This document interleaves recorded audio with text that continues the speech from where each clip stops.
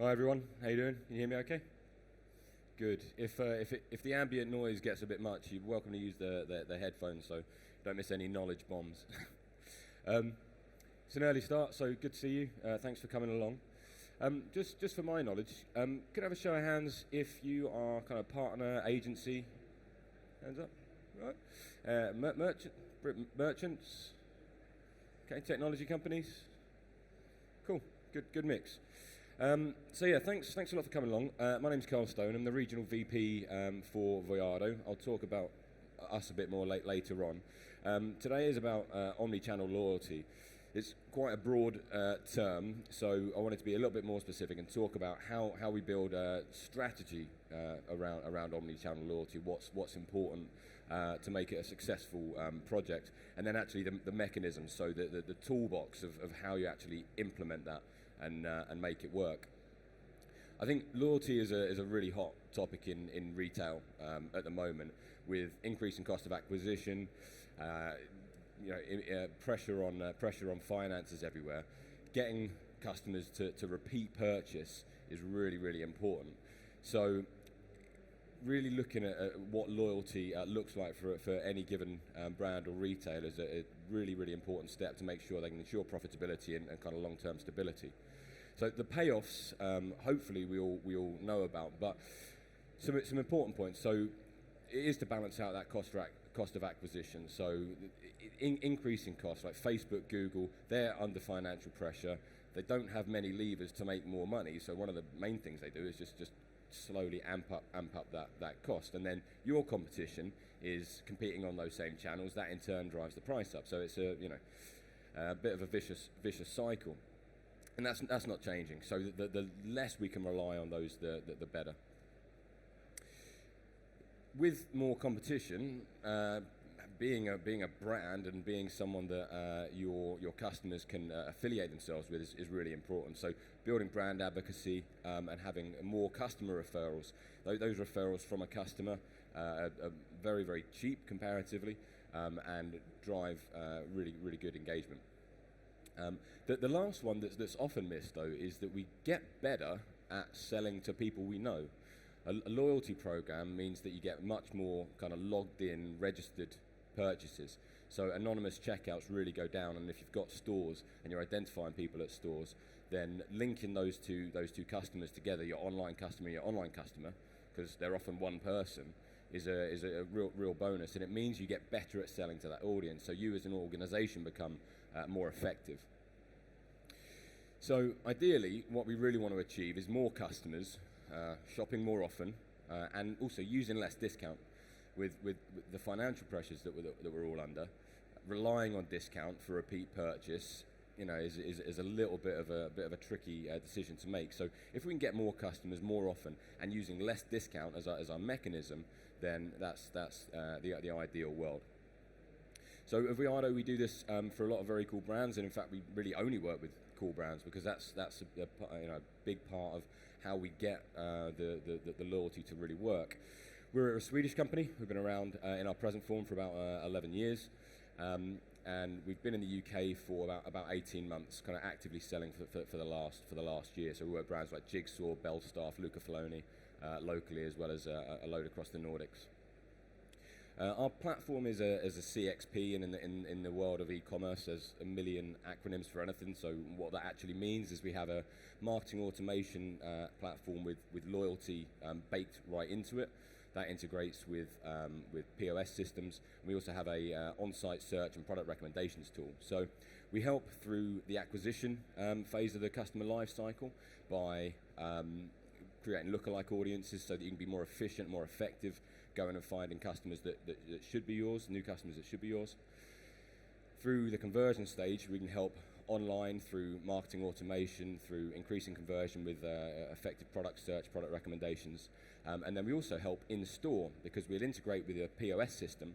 So the store team recognize that this customer has this kind of brand affinities or has a certain loyalty status, and therefore needs to be treated in a slightly differentiated way. And then, of course, we have the loyalty kind of baked in. And as we go through the loyalty strategy shortly, what we'll be seeing is that the simple kind of transactional approach to loyalty that many people have adopted doesn't always work. So having a customer profile that sees the complete picture of the customer and using that to affect their experience more than a transactional approach is really what brings the whole thing together. And the combination of acquisition, in-store integrations and loyalty is completely unique in the market. Nobody does all three of those at once. But this is about loyalty and about how we can help customers. So if we take by Marlene Berger as an example, what they really like, they have a really effective loyalty strategy which is all about benefits. This is a really premium Danish brand. For them, the discounts are kind of a no-no. It's not that they never do it, it's that they don't ever want to be seen as a discount brand. So what they really like is that by having everything together, they can ideate during the day, they can talk about it, kind of over lunch, and then go and execute during the day. And that has seen real benefits to them, and they've seen some amazing results, which I'll mention very shortly. So when we talk about loyalty, there's some kind of key themes. I've mentioned kind of the transactional approach, and it's what we want to kind of build on today because there's a time and a place for that. So the key main themes that we see are around value. It's kind of a right here, right now benefit. So that would be kind of discounts, vouchers, that kind of thing. And there's absolutely a place for that. But there is more that's possible. So also making me feel special. That's really important, right? If I want to have some kind of affinity with a brand, I want to feel special. So for that, we're talking about kind of exclusives, like experiences, particularly, and the sense of reward for being a loyal customer. And the third one is just fun.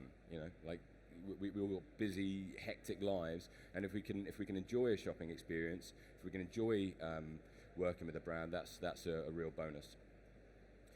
So before we start deciding what kind of themes are appropriate, there's a couple of things we want to consider.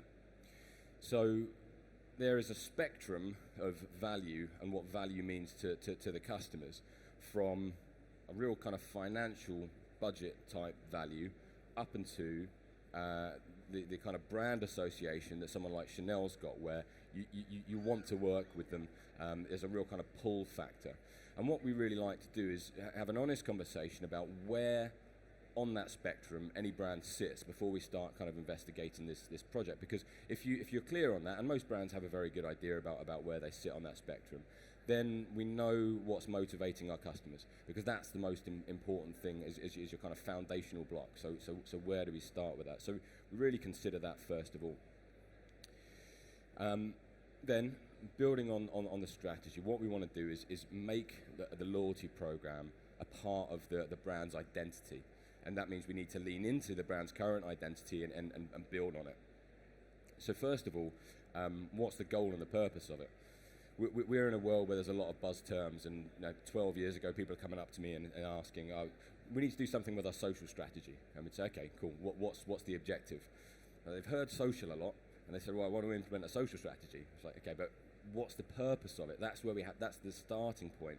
So loyalty is a great term, but really it's got to have a job. So we start with what's the goal and the purpose, and so we're trying to understand what's the long-term objectives and who's the target audience. We then have a think about what are the benefits and the rewards that we can share. What can our customers get out of it, and what's going to motivate the customer to join as well as stay with you. So when we have an idea of that, then we need to start thinking about the interactions that we have. So online shopping, we know about a lot, but there is a lot more times that a customer or a potential customer will come across your brand, from when they're in store. But then there's just standard advertising, and how can that all fit together is when they're talking to their peers, or if they're on social media.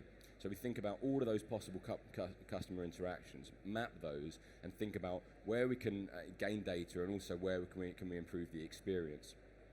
And the sum of that is where we start to come up with our loyalty concept. So now we have an idea of what our concept is. That kind of foundational point of the goals and objectives, there's really kind of 5 things we can measure that we like to come out of this with. So there's three that are very easy to measure. So we're looking at increasing the member base, we're looking at increasing the frequency and increasing the spend. They're easier to measure. We can set hard KPIs on those, so that's a really good starting point. But we also, as we go through this, we want to start considering brand perception as a really, really important factor.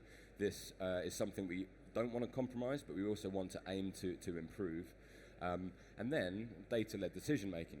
So on that kind of third point of the loyalty program payoffs, what data are we going to get out of this? What opportunities do we have to learn about our customers and get better at selling to them? So then we come back to those themes, and now we want to start considering what mechanisms for loyalty are going to work with those themes. So if we're talking value, that's often where you'll see more points type structures. There's points and rewards. It's quite a transactional approach. As I said, there's absolutely a place for that. It's very simple, very easy to understand, and it can be a great mechanism. If we were looking to make someone feel special, one of the and there's lots of mechanisms we could use, but I'm giving some examples.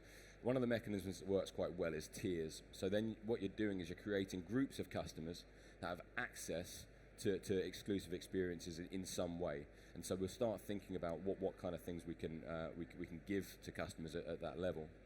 And then fun, it's normally some kind of gamification. There's normally some level of achievement, some level of reward, badges, that kind of thing that we can look at. So working through the mechanisms, I'll give a little kind of summary on each of these approaches. So with points, then we tend to be looking at kind of reward points and vouchers.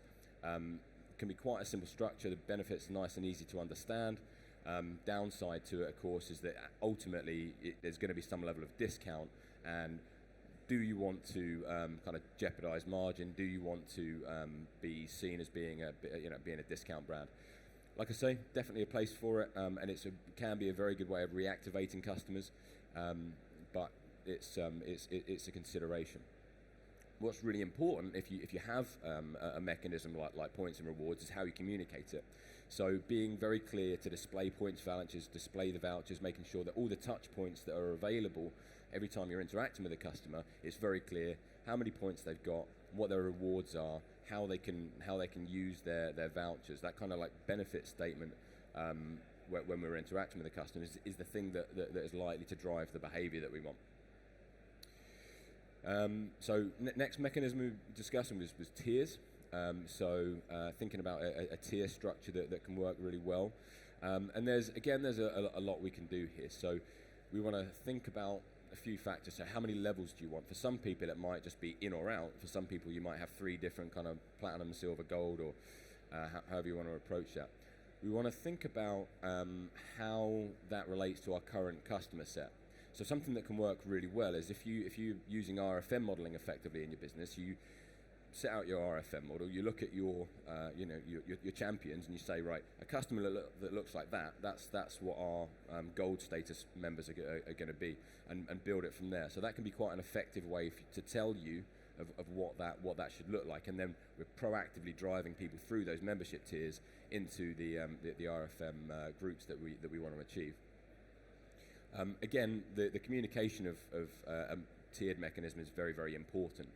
So it's often slightly more complex than points and rewards. So we want to be very clear about what the benefits of being in a given tier are, how we get there, and also kind of flagging anything that you might want to consider. So it might be that if somebody is dropping out of your RFM model, so they haven't shopped for a year, you want them to lose that status.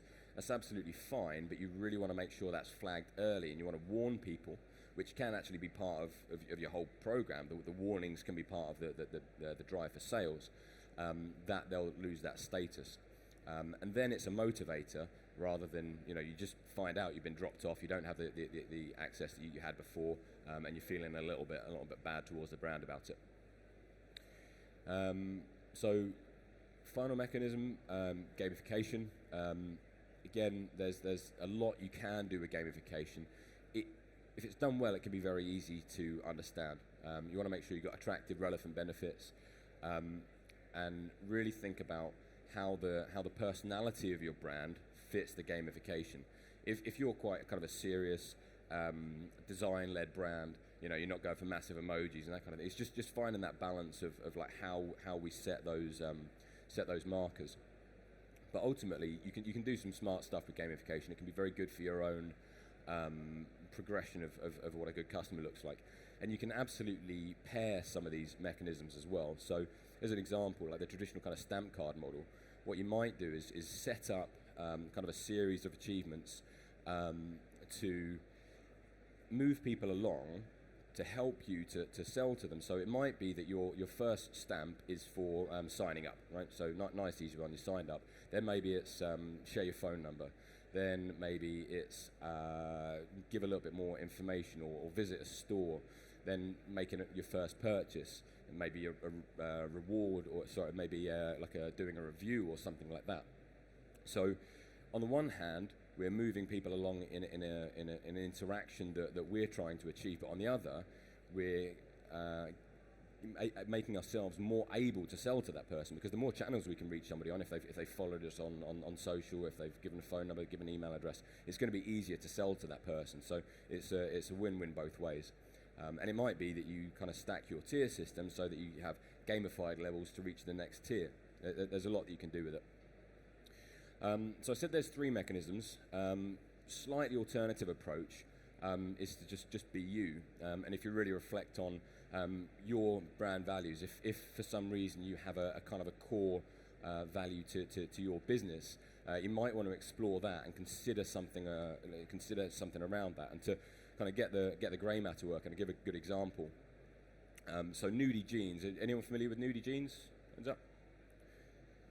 They make nice jeans. They're a great company, but for them, sustainability was at the core of their business from day one. So the textile industry is responsible for a huge amount of environmental impact. So what they wanted to do was make sure that they are lessening the environmental impact and providing a great product for their customers. So what they said was, if you buy a pair of Nudie jeans, you have free repairs for life. So the jeans aren't cheap, but if you're getting 20 years use out of them, it's a really, really good spend. Don't do much for your waistline, but if you can repair the knees and whatnot, that's a real plus. So they've done some really cool stuff. They're able to ship from store. Their stores act as their repair hubs. So you don't go to a Nudie store, you go to a Nudie repair shop, and you can get your jeans replaced. And they're very, very strong on kind of communicating that whole process with their customers. And what they also do is that if you buy your Nudie jeans through someone else's shop, you simply have to register that purchase. So it's smart. There's not much of a barrier to being a Nudie member. It's just in or out. But it doesn't matter where you buy those jeans. You can register, and then they have the data, and then they can communicate with their customer. And the level of retention is incredibly high. We're talking like 45% of all purchases are returning customers. We actually work with Centra, who are just behind you on the back there, for the e-com platform. So they're worth having a chat with. I talked a couple of times about communication. So one of the things that they do is, if they're sending their kind of end of year email, they talk about what they as a business have achieved, how much carbon they've saved, how much water they've saved, all of that kind of thing. But also what you as an individual have done by repairing your jeans, by bringing them back. So they really bring their customers into their kind of world. And then I've used the word value a lot, but here we're talking about kind of a value alignment. So we shop with Nudie Jeans because it's a brand we believe in, which is really important. And again, it's just they're really communicating that well with their customers. So as far as the outcomes are concerned, the brand experience is a really, really important consideration. So now if we're looking at some of the rewards we might give, thinking about how that could work with your brand is really important. So experiential events are a great opportunity. So lots of our customers, so Jigsaw, for example, are really great brand. If you go to their head office, all of their designs and first cuts are all done in that space. It's a really, really good brand. So for them, we're talking about, do we run events where just a very, very limited number of people get access to meet the designers or see the space. Thinking about what makes you different, kind of that kind of VIP approach, and introducing people more closely to your brand. And then as well, thinking about the in-store experience is really important. So if we're able to put data in front of the store teams, The world of kind of POS is improving greatly. There's some great POS systems out there. So for Nudie, we work with Situ, but there's a bunch of good POS providers. If you're able to put that data in front of the store team can be a real asset to your e-commerce business. And this is where our conversations with retailers get really exciting. Often the e-commerce team and the retail team have never worked on a shared project until we're working together. And then suddenly we're seeing like, okay, so our store team can recruit online customers and our digital team can drive customers in store, and we get much more effective at bringing everything together, and the net result is a massive, massive uplift. And so that unified customer experience is really important. And in an ideal world, we have a setup like this where the customer can see, so the store team can see customer levels, available benefits. They could see things like abandoned cart in principle as well. So we've done some pretty cool stuff there. And as I say, we'll work with various POS providers to achieve that. And then again, the online experience, just making sure those member benefits, anything that's available is very visible to customers. It's very important. So we're able to help with this in a number of ways. So we'll manage all of the communication channels from email, SMS. We can help put data into the checkout page. We can put it into kind of a My Pages, into the POS, and as well onto online ads. So depending on what status someone is in, what member level they're in, the whole thing is brought together. So we're able to manage that whole journey. And then we have able to get the kind of data-led decisions. So some very important KPIs that you'll have is that the distribution, how many people are in each group.